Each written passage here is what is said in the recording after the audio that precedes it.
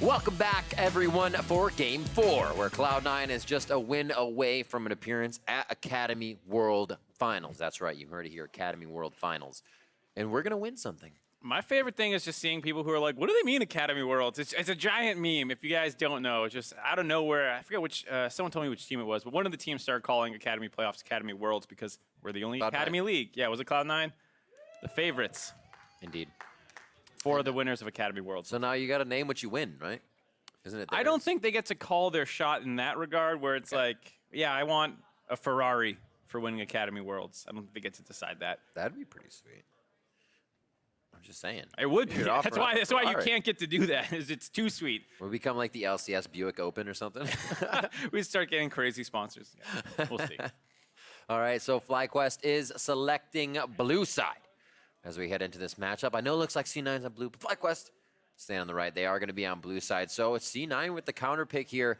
FlyQuest also finding themselves with 3 straight bans in phase 1 against Quan. So we'll see if he receives that again from C9. I mean, the scary thing is I actually think that's pretty possible for them to do because they left up the Aatrox in the first game on red side for C9 and they didn't get punished. No did pick it up and he did, win lane with it as you're expected to do, but did not have a great performance on it outside of that. And so if you're looking at power bans, well, there's the Akali to instantly kibosh my theory. Because I will say you can leave up the Akali. It's all up. You can leave up the Akali, then counter pick it, and then they say no, we're just going to ban that, which means you're probably not going to ban all the supports as well. That's because you already gave away Golden Glue's secret, so why would he want to try and play it? He doesn't have anything.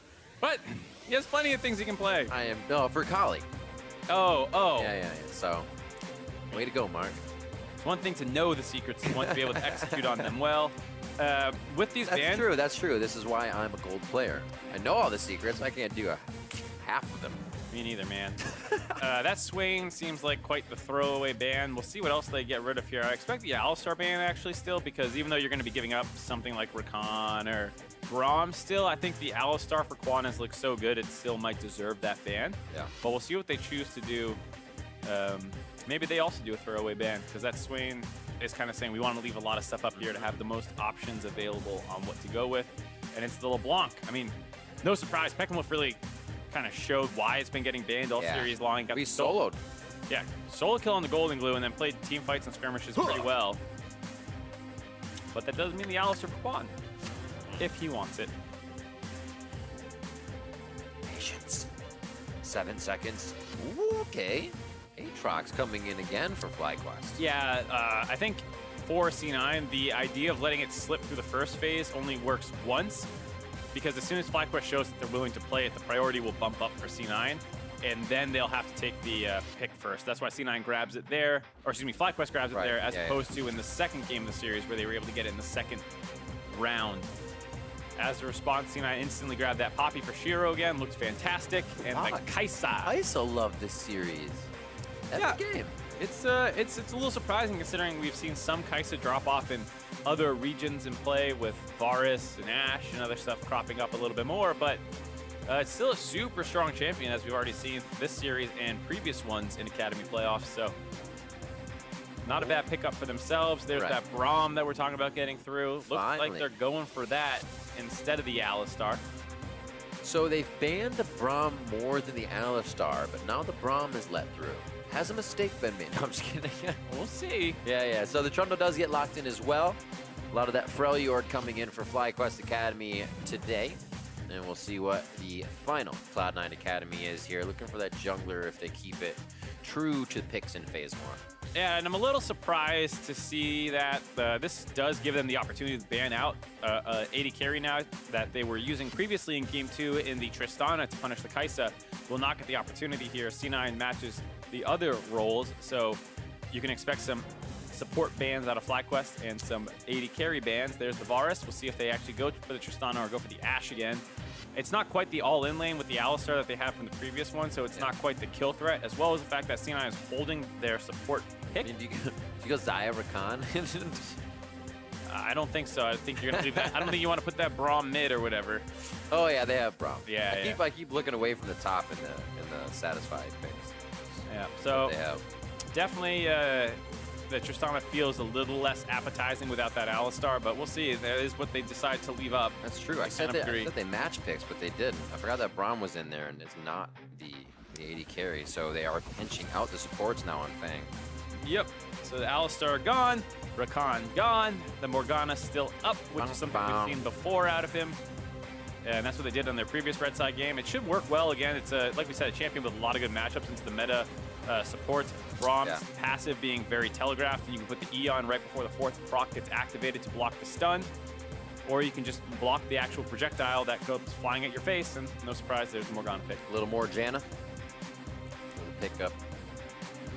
More Janna? More Janna. You're going to confuse people, man. Snorgana, Morgana. I was more going off GIF and GIF, but yeah, it does turn into Janna. You're right. Yeah, that's what I thought you were saying. I was like, you say more Janna. They haven't picked Janna at all this series. What are you talking about? It is Morgana. I got you now. What are we thinking here for Airy? Wow. Go for the Kog'Maw protection. Okay, he has a bit from the Braum, but not much in raising a Kog'Maw. They do have a very beefy front line, and we might see the second Aurelion Sol game out of Peckinwolf here. 15 seconds, locked in. All right, so I actually like this a little bit more than the first game that we saw because you actually have lanes that you want to snowball on both sides. As soon as you make it obvious that you only want to go bot lane by matching tanks up on the top side, that cuts out some of the power of the Aurelion Sol pick because he can get to any side lane so quickly and influence those. So I do like it a lot more with a lane-dominant top laner and a pick you want to get ahead in the bot side, so you actually have the option to go either, and it makes jungling for Svenskeren on the Graves a lot harder to cover where he's going to go. You can't just hover around bot lane and know, I need to be here whenever Aurelion Sol shows up. Now you might need to be on either side of the map, so I like that. And once again, C9 rounded out their comp. It's very similar to what we saw in Game 2 with the double shielding mages to protect the hyper carry Kai'Sa. See how hard Keith goes in on this one. Actually has quite a backline to follow him up this time. Shiro going in to create a little bit of chaos too. Like you said, those shields they can use to disrupt after the shockwave. Looking at the other side of FlyQuest, definitely has the chance to still move around the map. We heard what Wiggly said and what Meteos was doing the one game, and surfing around the map. Definitely can do that with the frozen domain of Trundle. Make sure you're in everybody's lane and in everybody's face. And there's a lot of zone control on the side of FlyQuest Academy's comp. You have Braum, obviously Trundle as well, giving a ton. Peckinwolf's Aurelion Sol. Having those orbs flying around makes it hard to walk up and try and threaten the Kog'Maw. So either you're going to need to 100-0 the Kog'Maw. That's a good point, yeah. With some kind of combination between Golden Glue and Shiro's Poppy, or you're going to need to actually just straight out fight them front to back, and you have a lot more defense on the side of FlyQuest Academy with effectively 3.5 frontliners, as Aurelion Sol often likes to play that kind of mid line. C9 Academy on game point, looking to right what they felt would be a wrong history in the way this semifinal played out last time. FlyQuest now looks to have another win to keep themselves in, and will be pushed to a final and 5th game. We're about to be on to the Rift to see if C9 can put the nail in the coffin here for the semifinals. Here we go. We'll see if we get another 5-game series. We've been blessed with them all playoffs long. Why stop here? Yeah, why not? Get one more in there. But right. I think C9 would be very happy to not have to risk that after some of the traumas of the last split. And we got Darkstar versus Darkstar, kind of. Well, Aurelion Sol is not really Darkstar. That's just a typical skin. But it's still confusing. All the Orianna's still a good one, though. Our Darkstar Orianna. It's probably one of my favorite. Quan skin as well, the new Brahms. Oh, Moneybag. So good. Amazing. Whole big old vault door. Let's see what they have. I like some of the other effects on it too. Like your W shield gives you the diamond underneath you. Because you get those resistances. Harden up. And Airy spamming that Kog'Maw laugh already. Heck yeah. You can do that when you're dead as well. So if you're in a Catholic surprise, you can cheer and cheer. Oh, it's not like corpse dead. Oh, no, not corpse dead. When you're passive dead. Right. So you're still running at your enemy. You can fanfare at them. It's also got the Pugma Chroma skin, able to get the... Is he? Oh. Yeah, it's the Bulldog or whatever. Well, that's a horrible time to walk into a brush area. I'm trying to talk about your skin! It's all right. He's doing his business. Got to mark your territory before you get in the game. He'll be set up. Looks like Freak's Dog. Looks like puns. We'll see if we get the level 2 gank round 3 out of Meteos. He's been very effective with them so far, both going to the bot side, but looks instead not to be the case, making his way up top right away. Early game soil harass again. Last time that happened, he died right after, so. That's true. It's like, take this. They're like, oh, wait, take this. So back and forth. We'll see if Peckinwolf can get to the side of the wave here. Oh, what a nuisance. And now clear it with the stars. Bot lane, the ladies of League. Kai'Sa and Morgana for Keith and Fang here. The Void Puppy and Mastermind. The Braum, I guess. Is that what it's called? No, he's definitely not. I don't know if the skin's The actually. Heart of the Freljord. Oh, that's Mafia Braum. Oh, okay. Yeah. I was just making up a name. Damn, there's Mafia's on both sides. Sven's got the Mafia Grave skin. That's true. It's gonna be a turf war. I wonder what family has the better fight. We'll have to find out. 2.5 scuttles cleared. Not so much from Meteos. Focused a little bit more in the jungle. His top scuttle is still hovering around, and he's going to go for more of a full clear, actually, without making himself present. The last few games we've seen Meteos on that level 2 gank, not so much on the jungle. Ooh, misses the cannon right there. That's a Feels little bad. Feels bad, man, from Peckinwolf. Once again, going for that level 3 back timing that we're talking about is super standard on Aurelion Sol.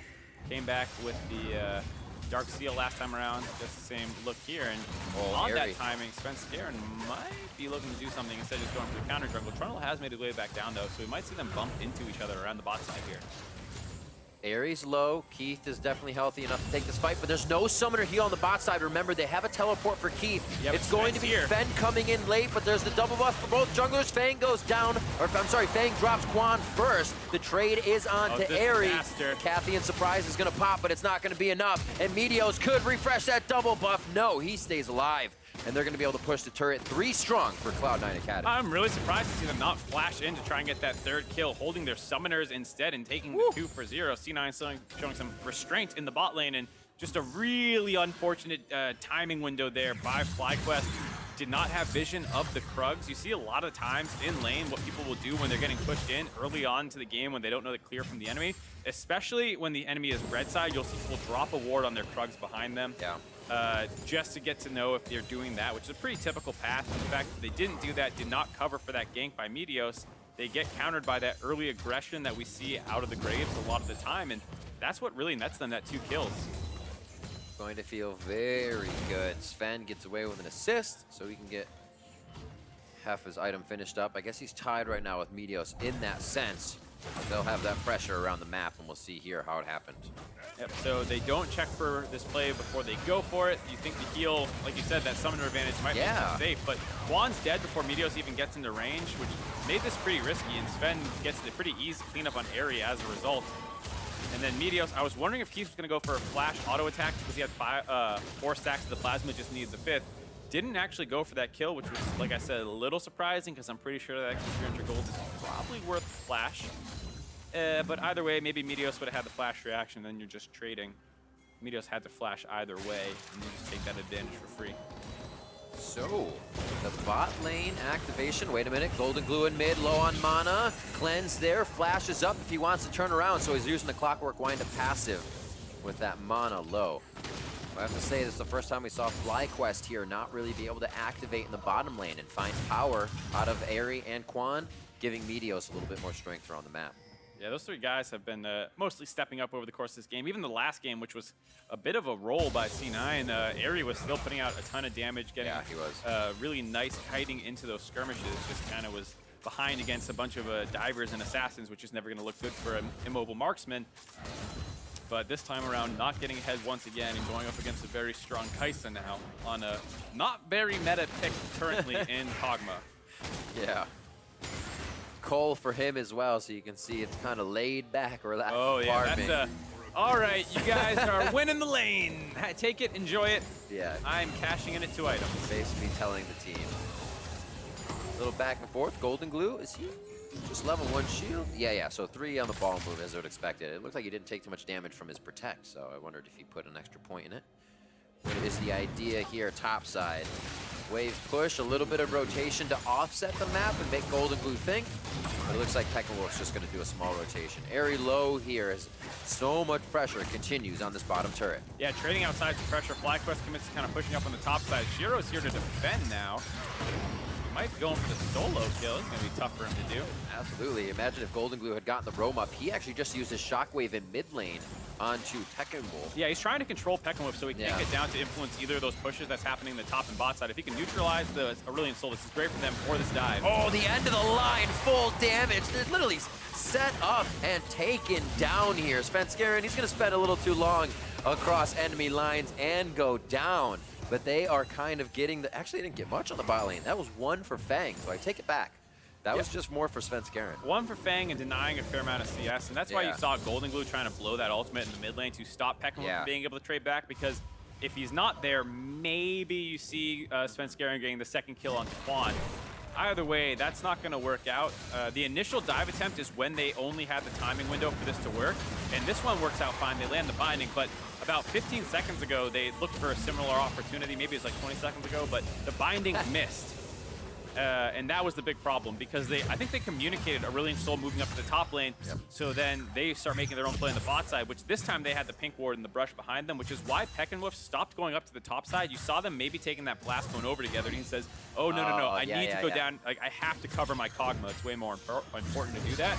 So you saw him break away from the top side play, and he would not have gotten down there in time for that binding land, so quite unfortunate.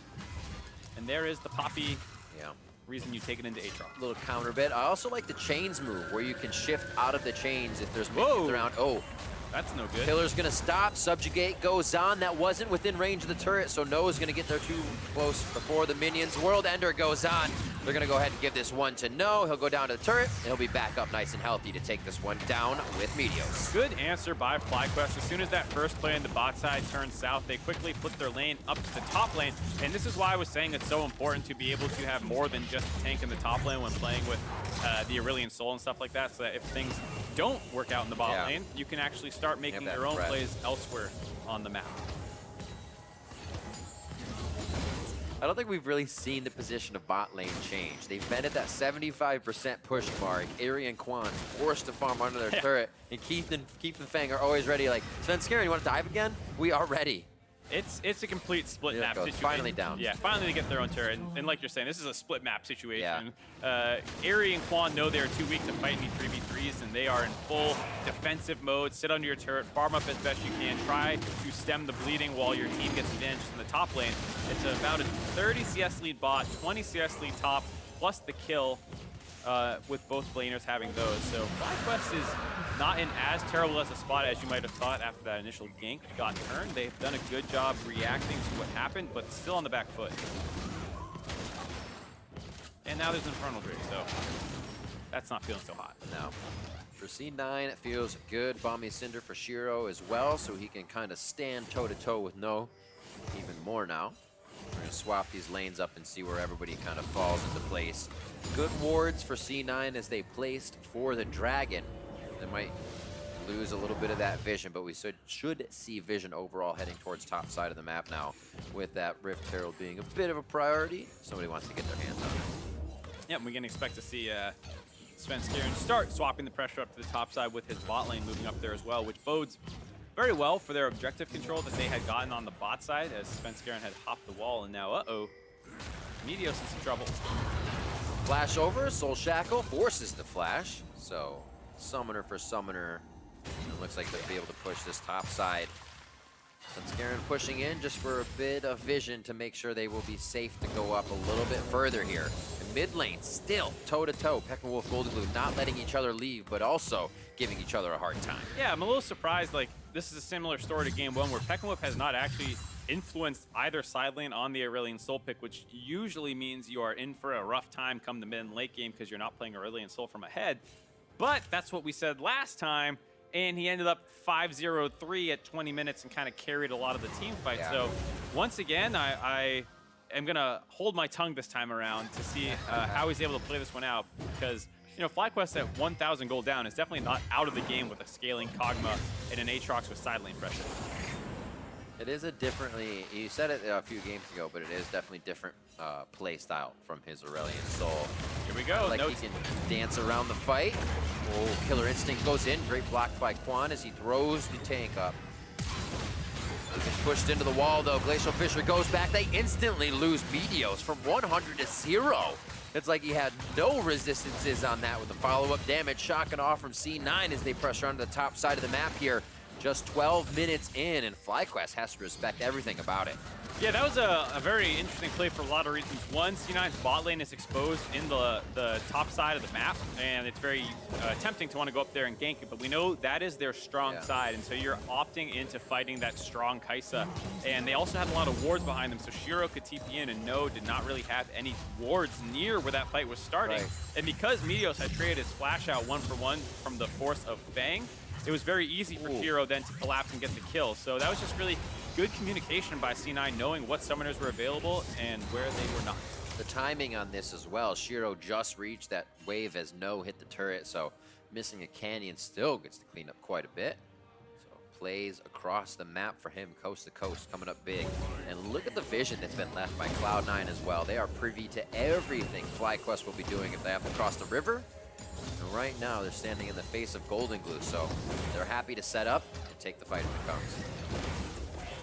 Shockwave onto him, Soul Shackles down. Remember, Morgana just used that, actually back up, as the fight's been over a minute now. And that could be Fang going down as he stepped too far forward. His flash is down from the last fight. That is one thing that has not come off cooldown. Golden Glue, eyes on Garen, and No goes down. A beautiful play by C9 to collapse onto that one. Keith picks the perfect time to fire in.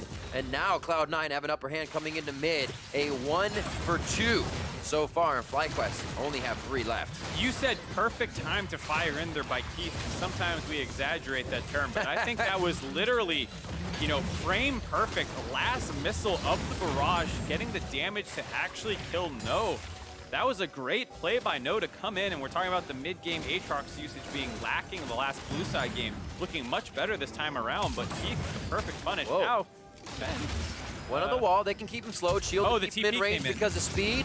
No's gonna be able to close that distance, but they now find 2 Cloud9 members also entering the fight. Dark Binding hits. Oh, Kathy and Rain almost drops Quan as they skirt out of this fight. Whew. So C9 able to disengage that, getting the TP out of No as well. So still a trade up for them despite the tense situation. Hopefully we get another look at that. Yeah, here it is. Yeah, so Peckenwolf kind of getting engaged on, probably up a little bit further than he wants to. Does a very short escape to just dodge the binding, but then gets hit by that. He throws it on really early. Yeah, he throws it on. This is actually the right time to use that. You charge into the fight, use the move speed to gap close, and then get it to full max stacks. And then watch this Q here by Keith, shoots it out. And it was literally the last part of the Kathy and Rain that killed him right as the passive timed out. Like you said, literally perfect timing to get that kill. No knew it too. He's like, I need to flash, and it still was like, I already No, what got you shouldn't do is you shouldn't flash. Yeah, exactly. No, that's what he's saying. Yeah. He's like, is it hitting me? Can I get out of the range? No, you can't, sir. Yeah, it was actually a big mistake to flash. You should stay in there and let your passive proc. The extra travel time on the missiles might have been the difference. Ooh, good point, good point. Now on to Shiro here on the bot side. The chains will bring him back to center. And he's got a while to fight this one out. I wonder if he can get any cavalry to come through. He's gonna walk for a bit. Steadfast presence gives him some more time, but the knocks up, they're still long enough to give that advantage to No. And man, does he skirt out with a little bit of health. Shiro's playing strong. Yeah, once again, Peckenwolf's Aurelion still coming online a little bit more in the mid game once the turrets start dropping, able to find people in sideways, scrapping it out. And that's another part that's nice about the Aatrox is when you're going for these side lane plays, it's not a tank versus a tank that you're killing. You're helping your Aatrox get some extra items so that he can become much more threatening in team fights. The turnaround is always a collapse from C9. That kill in the bot for Peckenwolf was a Rift Herald for Sven Garen, top turret for Keith, and now a 4,000 gold lead on the dot, 15 minutes in for C9. And that's one of the nice things about having pressure in a game is that when the enemy does finally commit to a play, if you're not 5-man, you usually have someone else forcing something down. And the fact that the enemy team's just getting kills because you're pressuring and you're getting turrets is a huge advantage for them.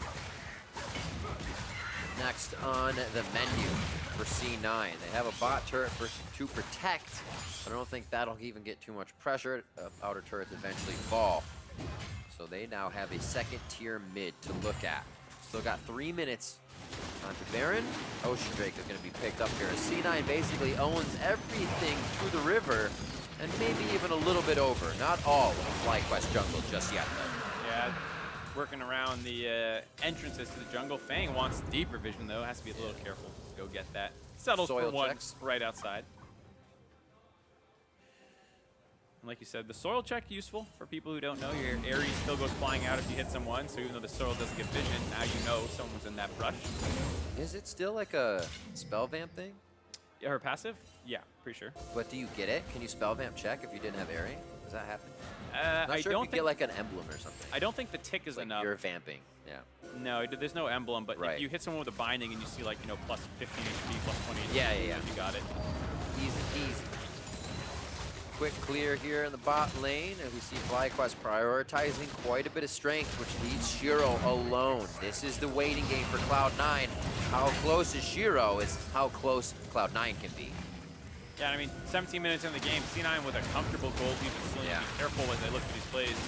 You can see them playing it pretty close with Sven holding his E to get over the Trundle pillar. I like this ping back here on the bottom right. Behind the turret. Weird ping. Back here, go! It looks like that actually meant fight. If we go through them, we need to go all the way back there. Teleport coming in. Shiro gets top lane pushing in. They instantly drop Meteos. He can't subjugate anybody in the fight. Shiro flashes over the wall in the heated turret and lives as they drop Quan. No, flying in from the side with World Ender on to 2v1. He gets stunned up against the wall, giving Golden Glue just enough time to dance. And they both stay alive as Cloud9 orchestrates themselves and their health bars around a Shiro still wants to go. It definitely looks like it. Back towards Airy, back towards no. Shiro could go down here unless he 2v1s.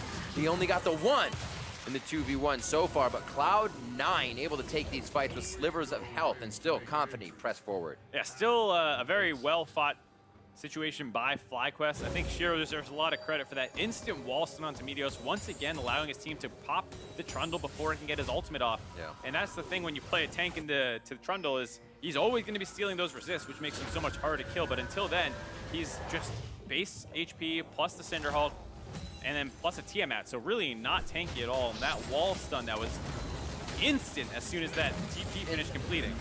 And we'll see how it happens, because that's almost, you think you know it's a Poppy coming in, why put yourself right here? Because the Oriana's coming through the wave above you. That's so you true. See, if you cut That's up into true. there, you're running right in there as well. cut right into Oriana. So I think the decision I can understand from Meteos, and you're not thinking it's going to quite be that instant. So you're going to say, all right, I'll run through the Poppy. I'll drop my E or my R as soon as I see the Poppy. But the stun was just way too fast. And here, Shiro wants to go as we see another fight in the mid lane. Shockwave just out of Braum Shield, unbreakable up as the ball moves forward. The team looks to pressure as well. Meteos wants to get in from the side and just stop them so they can't follow. Rift Herald, not really an initiated fight here from FlyQuest, but they are looking for small grabs. Plasma forward. Keith does not take the killer instinct. They do have some summoners up. Keith will need to get back with teleport, so he has to be careful. Can't really get in to a flash situation. No, but at the same time, Shiro's working down the bot lane turret by himself. FlyQuest is trying to get around. Nice dodge there on his fence. Garen, Black Shield was great from Fang. Voice of Light shreds a lot of health here, and FlyQuest may be able to activate as No comes up. Shiro has the back line, though, and he is causing chaos. Go, No tries to get out of World Ender, and he's dropped by 4 members of Cloud9. Shiro himself 4v1s the back line. Super well done. Both top laners found angles onto the back lines, but right as No popped his World Ender, it was a beautiful binding by Fang to lock him down, whereas no one stopped Shiro from getting in there. And it didn't seem like Airy was aware that that was coming. Gets instantly wall stunned and blown up by Golden Glue. This Kog'Maw, who had just finished his Blade of the Rune King, maybe thinking he could fight. Not at all the case, and that's the perfect timing to transition that fight onto Baron buff. Meteo's still alive with Flash. Oh boy. Not gonna get a chance though. Meteos just came up. He just goes down as Fang tries to throw down the crowd control. He loses himself. And a good kill for FlyQuest as they want to push forward. Without Meteos, it's going to be a very hard Baron to steal in the follow-up fight. Shiro wants in, and Shiro gets himself another one with the help of Golden Glue picking up that kill. Pickerel falls down. Shiro having another great game on this Poppy. I said whenever I saw it, I absolutely loved it. And once again, instant wall stuns onto priority targets, making sure people can't get their ultimates off. There, nice follow-up onto Pekkenwolf after he ejects No from the TP, making sure his team can get out scot-free with Baron. Fang getting a little over-eager, trying to zone away the rest of the team. You see Keith able to take the Plasma in there and instantly get the kill, but the binding missed, and then once the binding misses, the flash ult not going to be nearly as effective. so they have to disengage out of their Golden Glue, also missing the ult. Here comes the TP, and you're wondering, all right, 3v4, they're kind of low HP without much cooldowns. Maybe they can take it, but nope, back to a 4v2. Go right back to where you came from, Aatrox, and my team's going to skedaddle out of there with the Baron buff. You know, you and Captain Flowers were talking about Poppy yesterday. She still has that factor when she enters a fight if she's been given just a little bit of room in her lane. Such a menace and can control an entire backline by herself. What a champion and what a play by Shiro coming to the nice semifinals. Shockwave down, Airy almost going down in the 2v1 there. They're going to get it with Shiro with that cleanup kill. He's going to go ahead and walk forward as they look for Keith to teleport in. Quan now. The Glacial Fisher sidesteps. He may go down. The shield's pointed forward with the damages coming in from the side. One last pick to take him down, but he lives. No collateral damage coming in from Svenskeren. Now it's going to be Meteos and No looking to go down. Meteos has already fallen. No will follow shortly as Peckinwolf watches his teammates crumble. 17-7. 4 for 1 for C9. It was a good look by FlyQuest to find the pick off on the enemy mid laner, but Keith goes man mode and charges in there at the end of the fight, and the stopwatch buying enough time for Fane to get the black shield onto and make sure that they win that. Respawn timers, though, still too short at 22.5 minutes to actually be able to close that game out. And they're gonna reset. It seems like the upped pace is always now in favor of Cloud9. Last game, over a kill a minute. This game, just as bloody, over a kill a minute, and Cloud9 stepping up to the plate is more prepared each time they have to go into a fight. And FlyQuest have always been at their best in Academy when they are playing these slower paced games and letting Meteos play either the tempo game or the objective control game. When they start getting into these really scrappy skirmishes and constant team fighting, I don't think it works to their advantage. And here, it's a good idea to try and get the Baron buff off somebody. They instantly get the kill, but they should be in full retreat mode right after that. And the fact that Keith is able to get the TP and the W means he can go in on Quan, able to get around that Braum ultimate, just barely getting the supercharger off to do that. And then Meteos realizing he needs to re-engage with No onto Keith, but the stopwatches come through. Keith gets the black shield right then, is able to run out of that fight, and then the rest of C9 still having plenty of damage, and Shiro plenty of tankiness, charge forward.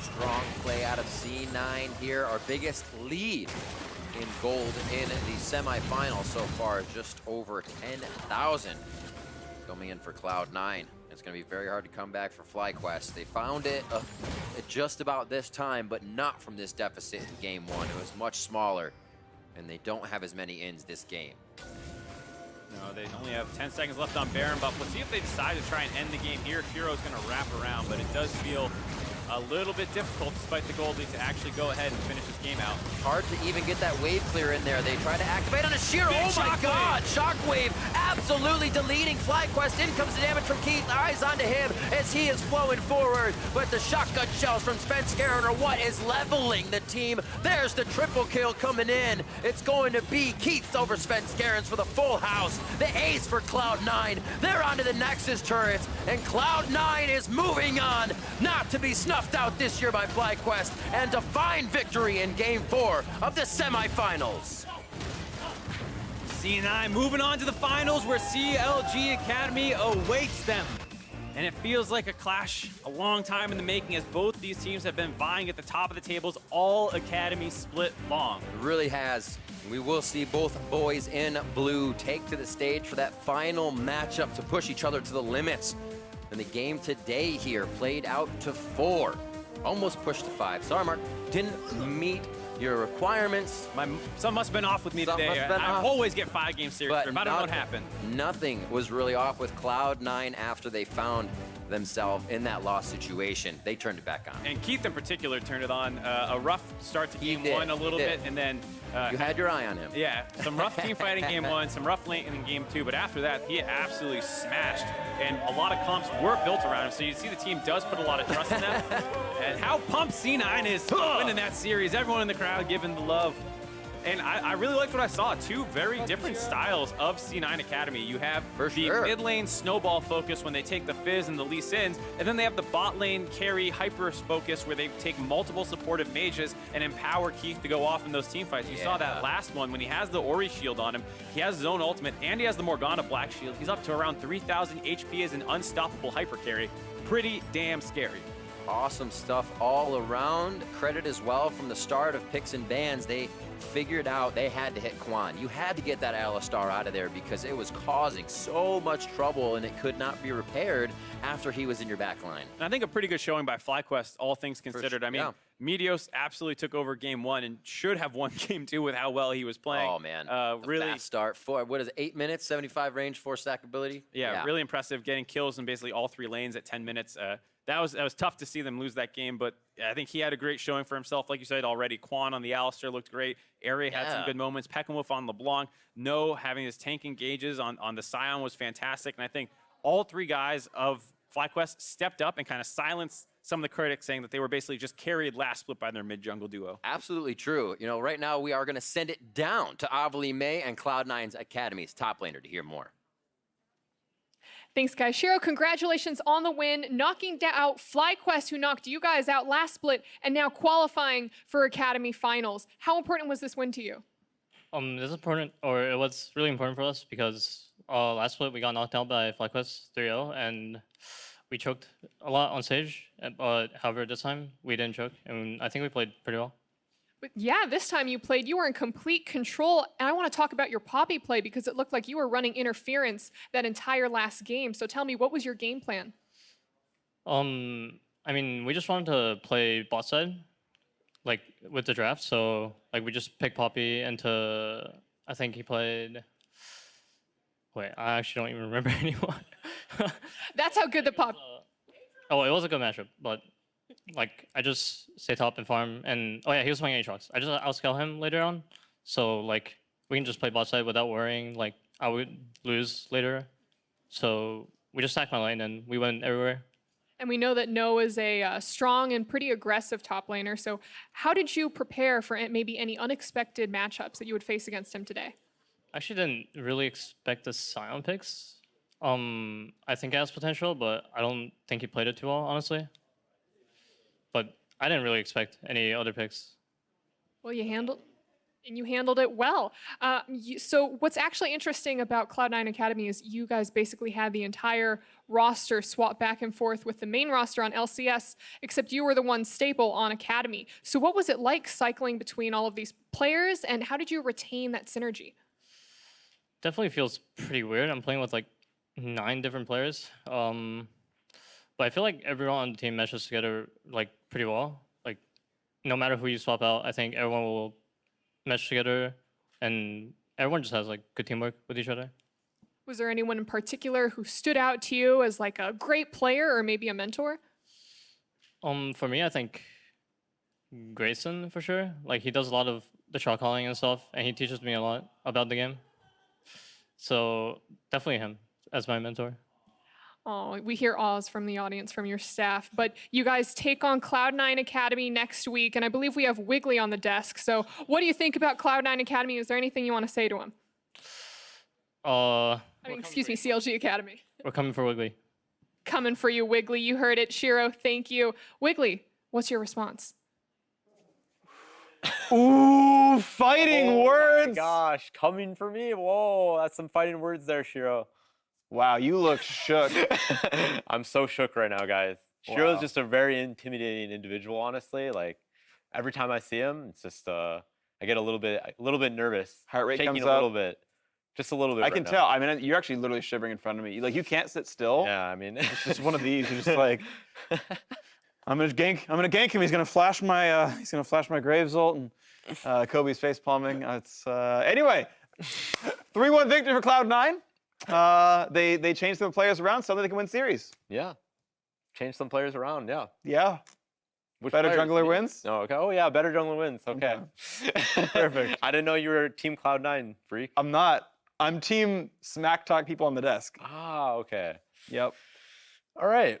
This Yeah. is a good start. So Cloud9, they won the 4th game of the series. We have a highlight reel of Cloud9 winning that the game overall, and honestly, it was a really fun one to be a part of. Like just we got a lot of really aggressive games, a lot of team fights by the end of it all, and that was just like a lot of fun to watch.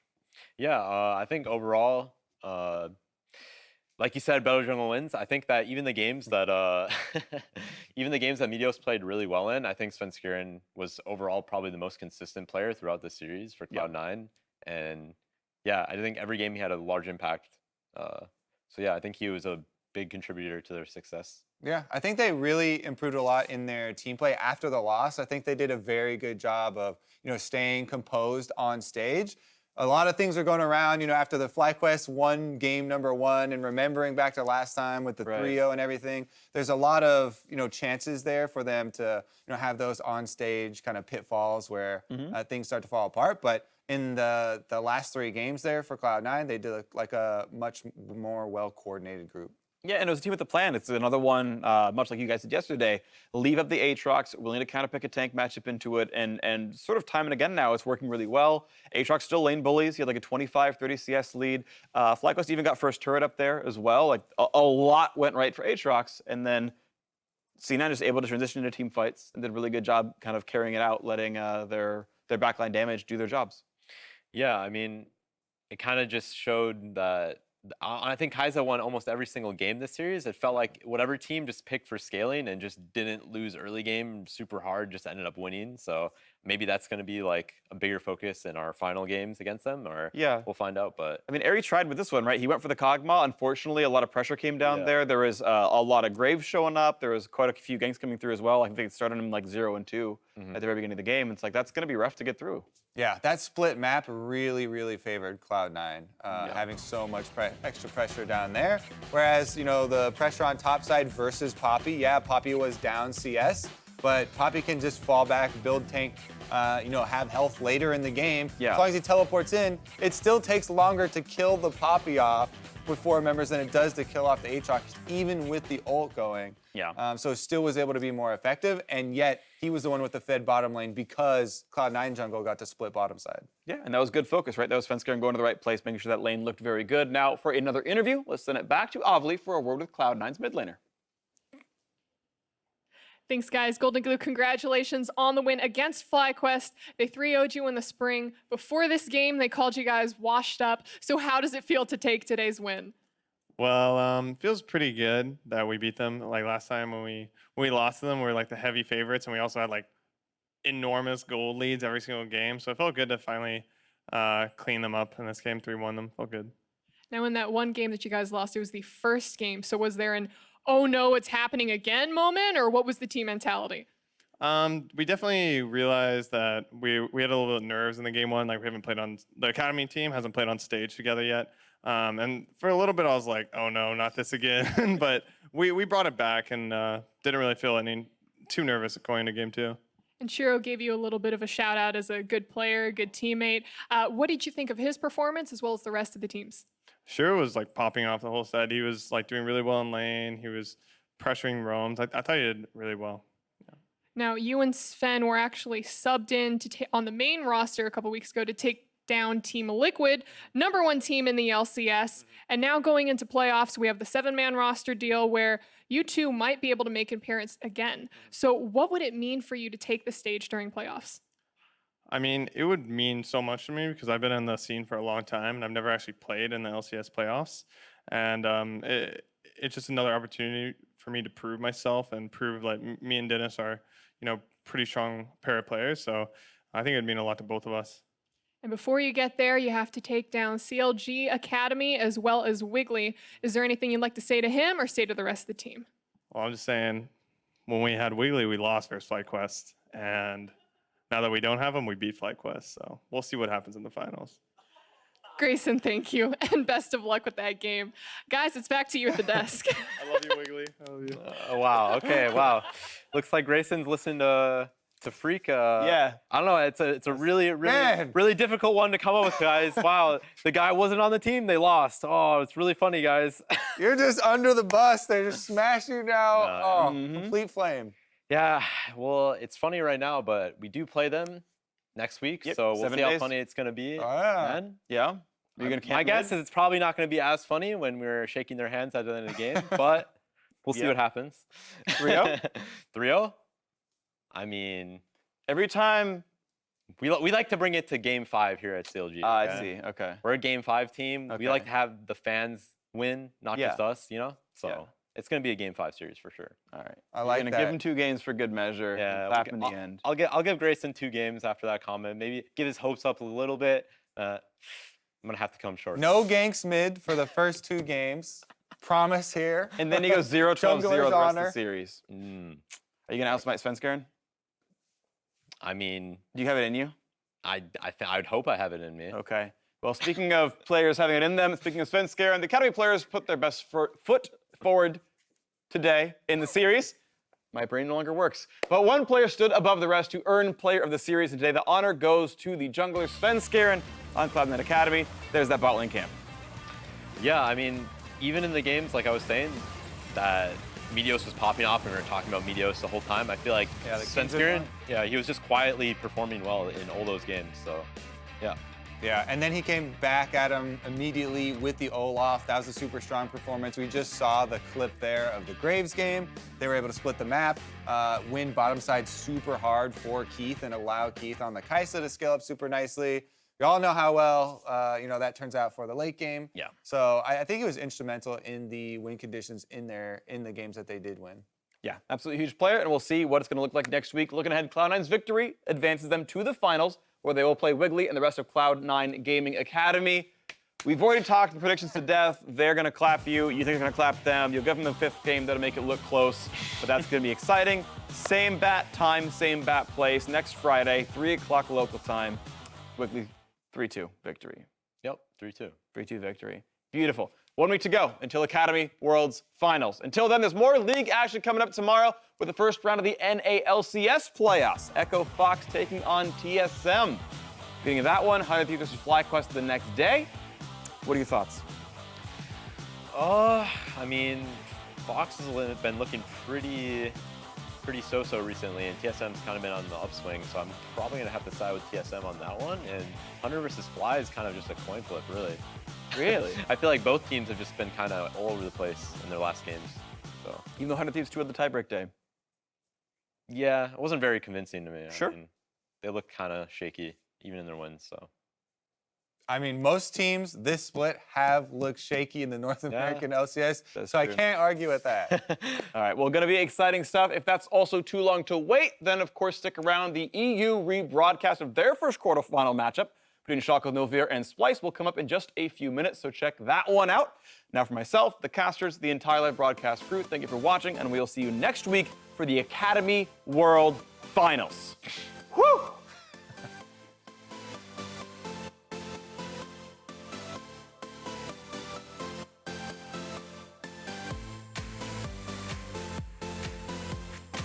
Doesn't hold on this long. Oh, so fast, bro. All right, guys, start heading lobby. I don't want to. Stunned up, seeing stars. Also gets hit with Killer Instinct. Gonna have to drop back in. Flashes in, and he gets the Realm Warp out. I feel like Graves. Yeah. I can root him. He's rooted. 2 seconds. Can I see it? All right, can I see it? Just step. Fang tries to play his cards again to save, but it's so red by FlyQuest this time around. Keith's over the wall, and he's followed by Pekka-Wolf. The last few stars clock him in the side of the head. FlyQuest weathering an early game storm against Cloud9. Keith, I want to see some energy from you today. Ooh, energy. Ooh. No goes for the tank first. He has the chance to dive out, but it looks like he's going to take a flash out first. What clean play. Look at Ori, look at Ori. Ori. I got her, Mundo. Svenskeren over the wall, and Keith is gonna steal it out. Keith actually takes down Quan. Out goes Keith as he flashes in, or hits in with that Killer Instinct and flashes out. All right, and then let's go. Guys, come back. Let's get it. Just waiting to hop back onto the Rift right now as they remake St. Pix bands. Time to lean back, brothers, and wait. Golden Glue chums the water onto Pekka-Wolf, so they get the twofer, and both are gonna go down. That's Svenskeren going down. The fight may turn now as no goes. Whoa, chum the water right onto Pekka-Wolf. We get Meteos. All right, sign on TK. Kill bomb, I got loot bomb. One passive. Nice, we moved down here. At least one person must tilt to win the series. I'm pretty tilted if that counts. That counts. Pushed into the wall though. Glacial Fisher goes back. They instantly lose Meteos. I have a shield for you, okay? You okay? Shield for you. In comes the damage from Keith. Eyes onto him as he is flowing forward. But the shotgun shells from Svenskeren are what is leveling the team. C9 moving on to the finals where CLG Academy awaits them.